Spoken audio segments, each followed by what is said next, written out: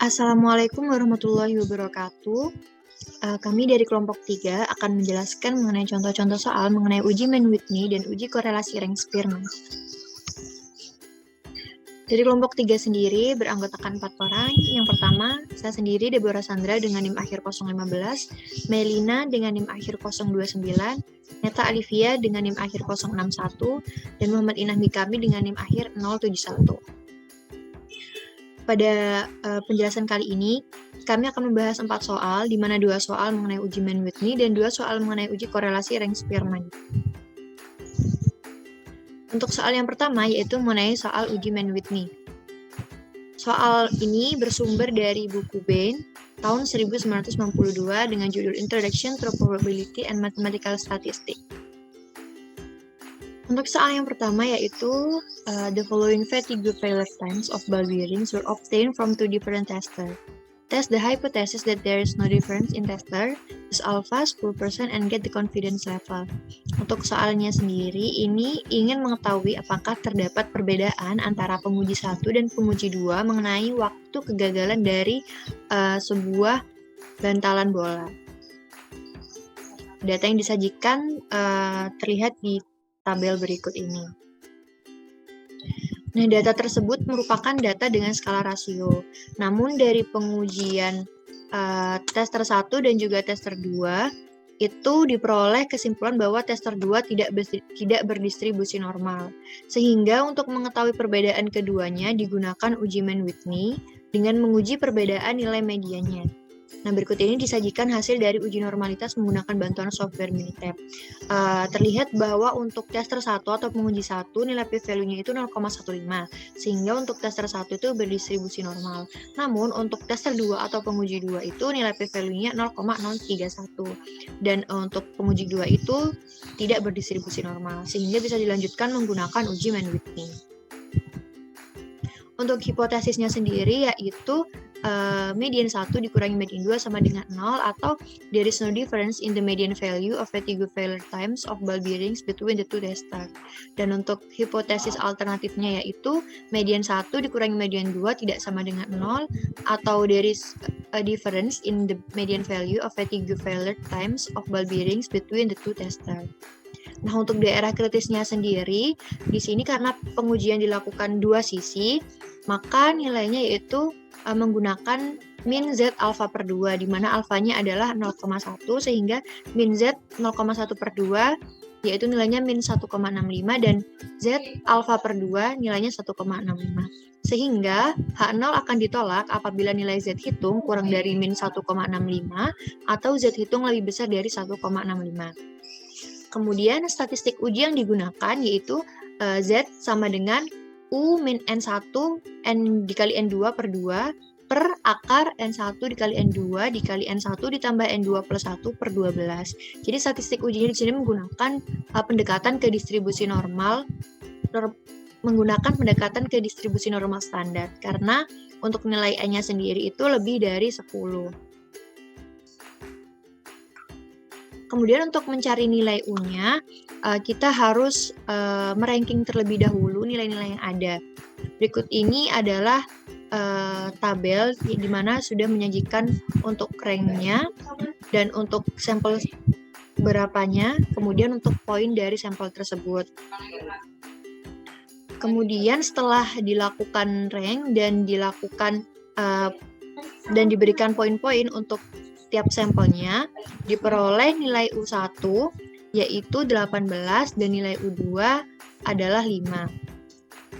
Nah, untuk melakukan pengujian selanjutnya, nilai U yang digunakan itu merupakan nilai U terkecil, yaitu U2 sebesar 5. Sehingga nilai statistik ujinya adalah Z sama dengan 5 dikurangi 10 dikali 9 per 2 per akar 10 dikali 9 dikali 10 ditambah 9 tambah 1 per 12. Dan menghasilkan nilai Z-nya sebesar minus 3,26599. Dan untuk keputusannya, karena nilai Z hitung kurang dari min 1,65, yang artinya dia memenuhi daerah kritis, maka H0 ditolak. Sehingga kesimpulan yang didapatkan adalah there is a difference in the median value of fatigue failure times of ball bearings between the two testers. Kemudian adalah mencari interval kepercayaannya. Untuk langkah-langkah dari mencari interval kepercayaannya sendiri itu, pertama kita harus mencari nilai D. Nah, di mana D itu adalah order dari selisih antara tester 1 dikurangi tester 2. Nah, berdasarkan persamaan 10.4.32 pada buku Hoek, untuk menentukan interval kepercayaan, selain diperlukan nilai D, itu diperlukan nilai C, di mana nilai C ini merupakan integer dengan rumus pendekatan sebagai berikut. Untuk C, yaitu sama dengan N1 dikali N2 per 2 dikurangi Z alfa per 2 dikali akar N1 dikali N2 dikali N plus 1 per 12 dikurangi setengah. Kemudian setelah dilakukan perhitungan, didapatkan nilai C-nya yaitu 24,3547. Karena C-nya merupakan integer, sehingga dibulatkan menjadi 24. Seperti yang sudah dijelaskan tadi, bahwa nilai interval kepercayaannya itu adalah order dari tester 1 dikurangi tester 2. Untuk yang pertama yaitu D C plus 1, ini merupakan interval bawahnya, dan untuk interval atasnya itu D N1 dikali N2 dikurangi C. Di mana D ini merupakan order atau urutan dari sampel 1 dikurangi sampel kedua. Oke, setelah kita mendapatkan selisih dari tester 1 dikurangi tester 2 pada tabel sebelumnya, kita harus mengurutkan terlebih dahulu dari nilai yang terkecil ke yang terbesar. Sehingga setelah diurutkan akan nampak seperti tabel berikut. Setelah diurutkan, kita tadi sudah mendapatkan nilai C-nya sebesar 24, sehingga untuk interval bawahnya adalah order dengan urutan 24 tambah 1 atau order ke 25, sehingga didapatkan nilai minus 94,3. Dan untuk interval atasnya yaitu order ke N1 dikali N2 dikurangi C atau 90 dikurangi 24, sehingga order ke 66. Maka dari itu didapatkan nilainya untuk interval kepercayaan atas itu minus 35,4. Dari penjelasan tersebut, diperoleh interval kepercayaan yang didapatkan adalah minus 94,3 sampai minus 35,4. Jadi, interval kepercayaan untuk perbedaan antara penguji 1 dan penguji 2 sebesar minus 94,3 sampai min 35,4. Interval kepercayaan ini juga membuktikan bahwa terdapat perbedaan antara median dari sampel penguji 1 dan penguji 2 karena interval tidak mengandung nilai 0.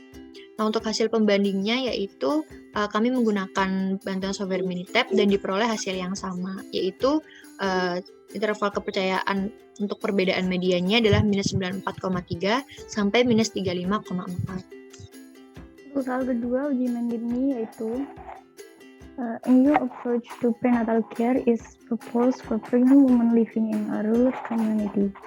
The new program involves in-home visiting during the course of pregnancy in addition to the usual or regularly scheduled visits. The pilot randomized trial with 15 pregnant women is designed to evaluate whether women who participate in the program deliver healthier babies than women receiving usual care. The outcome is the Apgar score measured 5 minutes after birth. Recall that Apgar score ranged from 0 to 10 with score of 7 or higher considered normal or healthy, 4 to 6 low, and 0 to 3 critically low. The data shown below. Karena datanya ini adalah berskala data ordinal, maka kami menggunakan uji mandiri untuk mengujinya. Dengan hipotesisnya H0-nya yaitu median 1 dikurangi median 2 sama dengan 0, atau there is no difference in the median value of Apgar score in women receiving the new program versus usual prenatal care. Kemudian untuk H1-nya median 1 dikurangi median 2 tidak sama dengan 0, atau there is a difference in the median value of Apgar score in women receiving the new program versus usual prenatal care. Kemudian untuk daerah kritisnya dengan alfa sama dengan 0,05, maka daerah kritisnya adalah H0 ditolak jika nilai Z hitung kurang dari min 1,96 atau Z hitung lebih dari 1,96.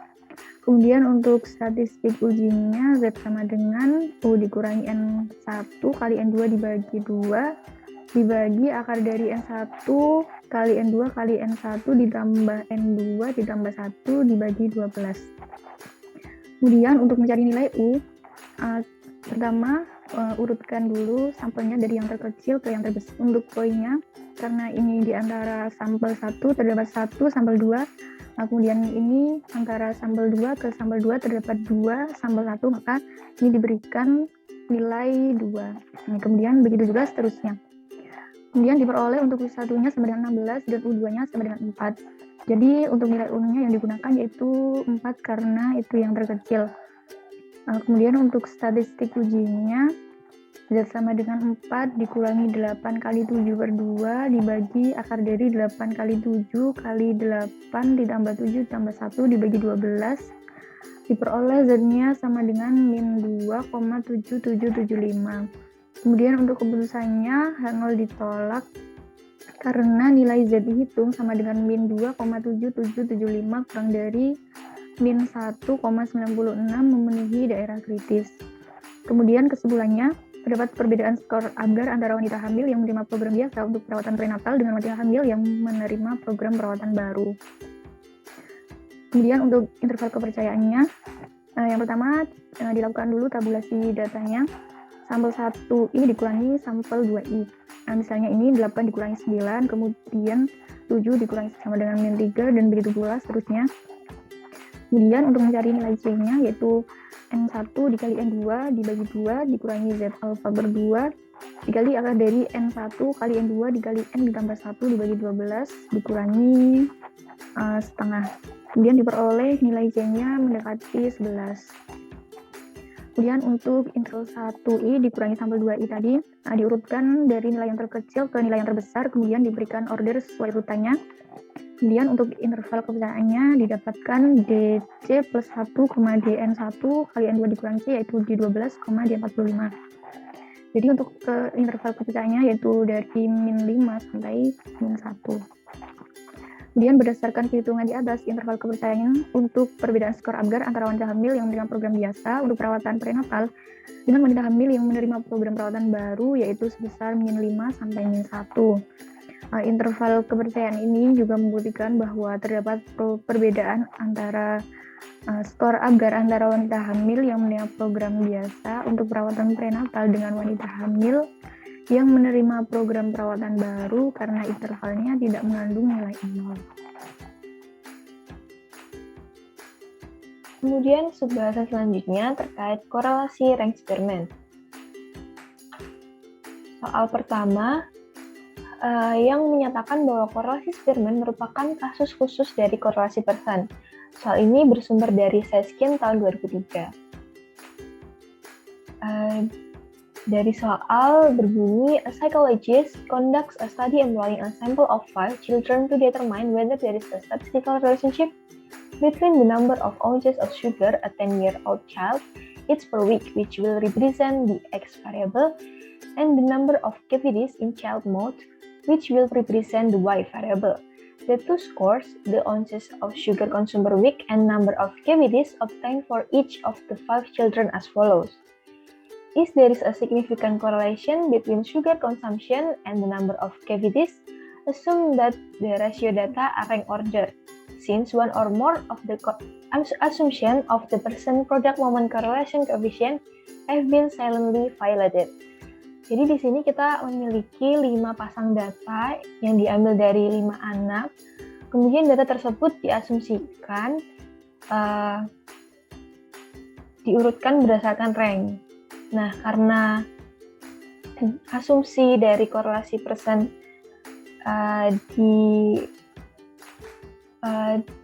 dilanggar, maka kita menggunakan korelasi Spearman.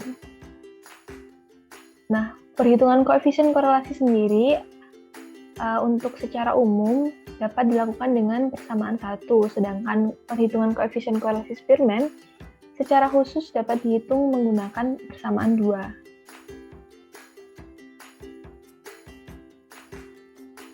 Nah, dari data yang telah kita dapatkan di soal, kita dapat menghitung perhitungan sebagai berikut.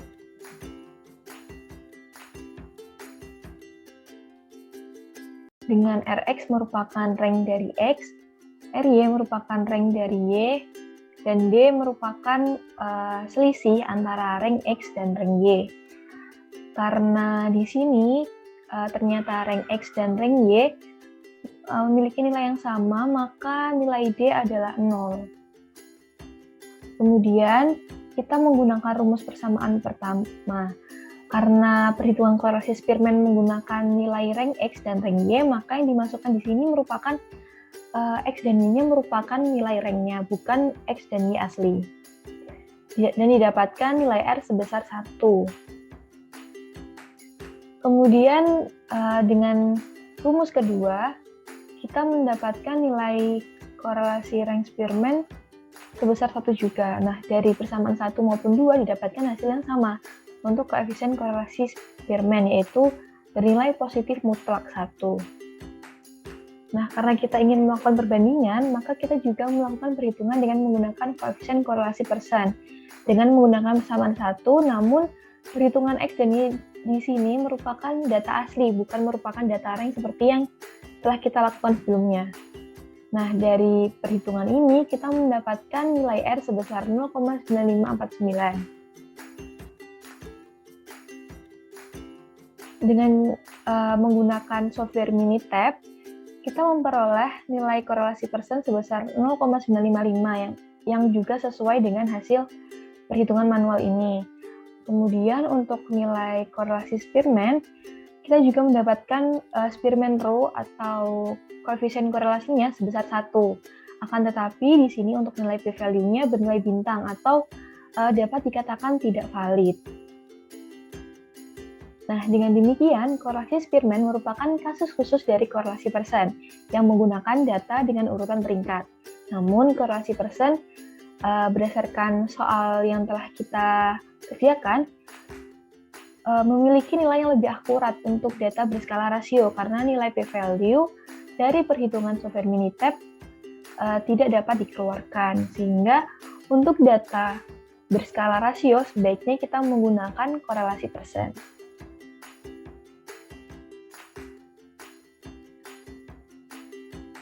Baik, untuk selanjutnya yaitu soal nomor 2 uji Spearman. Sumbernya dari buku BEN halaman 497 nomor 17. Soalnya adalah sebagai berikut: 10 ban merek A dan 10 ban merek B dipilih secara acak. 1 ban merek A dan 1 ban merek B ditempatkan pada rota belakang masing-masing 10 mobil. Jarak berikut untuk aus dalam ribuan mil dicatat. Ujilah hipotesis bahwa sampel merek A dan sampel merek B independen pada alfa sama dengan 0,1 menggunakan Spearman Rho S. Bandingkan pendekatan sampel kecil dan sampel besar dalam kasus ini. Untuk pembahasannya, yang pertama pendekatan sampel kecil dengan menggunakan hipotesis A0 tidak terdapat korelasi positif antara ban merek A dan ban merek B atau independen. Untuk H1-nya terdapat korelasi positif antara ban merek A dan ban merek B atau dependen. Tingkat signifikansi yang digunakan yaitu 10% atau 0,1. Daerah kritisnya yaitu tolak H0 jika absolut Rho S lebih dari sama dengan 2 per akar N atau 2 per akar 10 sama dengan 0,632, atau jika nilai p-value kurang dari alfa sama dengan 0,1. Dilakukan perankingan dan perhitungan nilai DI dan DI kuadrat sebagai berikut. Yang pertama perankingan, kita sesuaikan ini rank A-nya seperti ini. Apabila terdapat nilai yang sama, kita jumlahkan rankingnya, kita bagi dengan jumlah nilai yang sama. DI-nya sendiri merupakan selisih antara rank A dan rank B. Selanjutnya DI kuadrat yaitu kuadrat dari DI dan dijumlahkan, sigma DI kuadrat sama dengan 129,5. Selanjutnya dimasukkan ke rumus Rho S sama dengan 1 min 6 sigma DI kuadrat per N kali N kuadrat min 1. Didapatkan Rho S sama dengan 0,21515. Selanjutnya berdasarkan tabel 14 appendix C pada buku BEN, untuk Rho S sama dengan 0,212 diperoleh p-value sebesar 0,28. Keputusannya yaitu gagal telak H0 karena nilai absolut dari rho S sama dengan 0,21515 kurang dari 0,632, dan untuk nilai p-value-nya 0,28 lebih dari alfa 0,1, sehingga dapat disimpulkan bahwa tidak terdapat korelasi positif antara ban merek A dan ban merek B atau independen. Selanjutnya yaitu pendekatan sampel besar. Hipotesis yang digunakan sama dengan pendekatan sampel kecil. H0 tidak terdapat korelasi positif antara ban merek A dan ban merek B, dan H1-nya terdapat korelasi positif antara ban merek A dan ban merek B. Dengan alfa sama dengan 0,1, statistik uji yang digunakan yaitu T sama dengan rho S kali akar N-2 per 1 min rho S kuadrat, di mana rho S sama dengan 1 min 6 sigma DI kuadrat per N kali N kuadrat min 1. Yang sudah dihitung sebelumnya didapatkan rho S sama dengan 0,21515.